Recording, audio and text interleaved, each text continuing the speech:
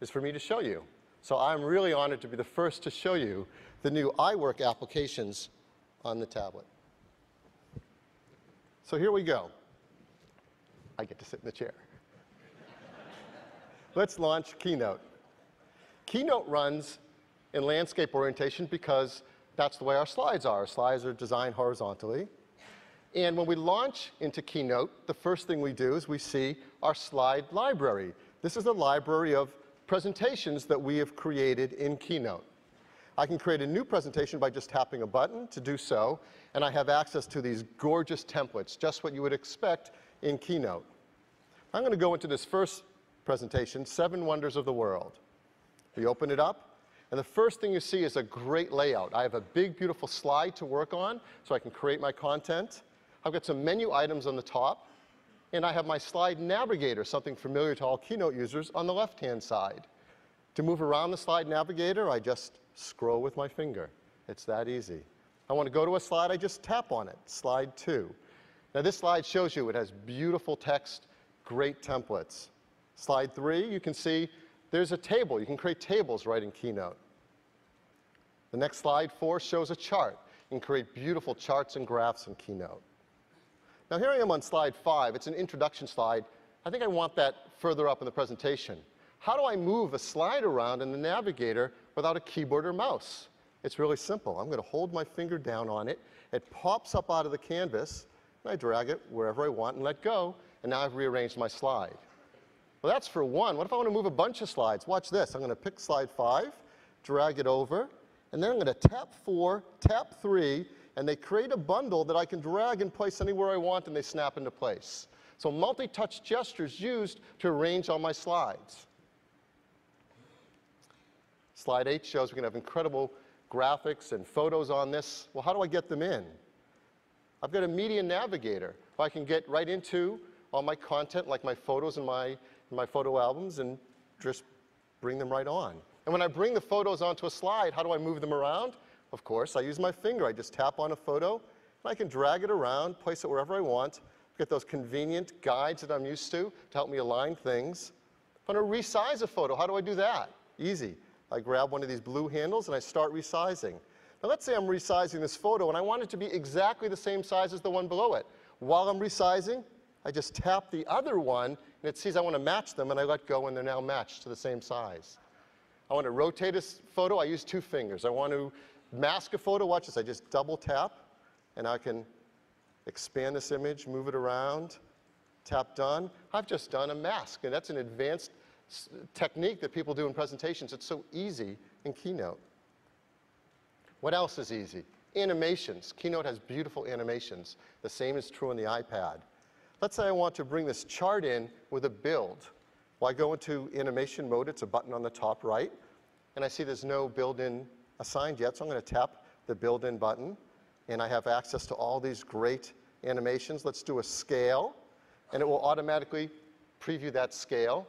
I use the same technique if I want to create transitions on slides. In animation mode, I tap the slide. I see that there hasn't been a transition set yet, so I select it, and I have great transitions. Let's pick the cube, and I'll preview that as well. So very quickly and easily, with just my finger, I'm doing very advanced slide animation techniques. Whenever I'm ready to present, I start wherever I want. We'll start with slide 6. I hit the play button. And once I do that, we're now presenting. And I can advance slides by either tapping or swipe right to go forward or left to go back. So I tap to go to the next slide, tap to bring up that chart we just animated, tap to do that cube transition we just did. Now watch this one. When I tap, that's called Magic Move. Automatic animation transitions created in Keynote. A very advanced feature. That's on the iPad as well. Look at the quality of some of these graphics and transitions. They're just beautiful. Anytime I want to get out of it, I just double tap, and I'm back into Keynote, and out to all my presentations. So that's a very quick, brief view of Keynote and all the power it has on the iPad. Now let's go to Pages. Yeah. Like Keynote, with Pages, I see a library of documents that I've created in here. I also can get access to a lot of templates to start anything new. Let's go into this first one, Life in the Serengeti. Again, this is a document that was created right on the iPad. It's beautiful. I can scroll through the texts and headlines and copy. If I tap anywhere in the text, up pops my keyboard, and down comes the ruler. It's the most beautiful ruler you've ever seen in an application. It gives you access to your most needed formatting commands. If I want to just focus on typing, I can turn it horizontal. And I get a bigger keyboard, and it's all focused on the text. Now, scrolling up and down is something I can do easily with my finger, as you see. But if I want to even get through the document even quicker, I've got a new tool called the Page Navigator. I hold my finger on the right, and now I see a smaller version of each page. I can go to whatever page I want. Let's go to page 6. Now, here you see something really advanced happening. We're seeing automatic text wrap around a graphic. I can hold down on this giraffe's head and start moving it around, and you see the intelligent auto wrap happening. I can tap on the text to type, or I'm going to tap the info button on the top to bring down a control panel where I can set a whole bunch of things. Formats, I can create outlines, I can even affect the layout of this text. With one tap, I'm going to make it a 2-column format. And with just that simple, easy control, I can create a beautiful 2-column format with text wrapped around it. So that's just a brief view of Pages. It is the most beautiful word processor you've ever used. And last, Numbers. Numbers, again, gives me a library of spreadsheets I may have created. It has great templates. Let's go into this first one, the soccer team. Now, this is going to show a lot right in this first screen. You can see I have great text. I have beautiful photos. Of course, I have tables of data. I have charts linked to tables. I even have tabs along the top. So one document can actually hold many spreadsheets. So let's do some typical tasks you might do with a spreadsheet, but all without a keyboard and mouse.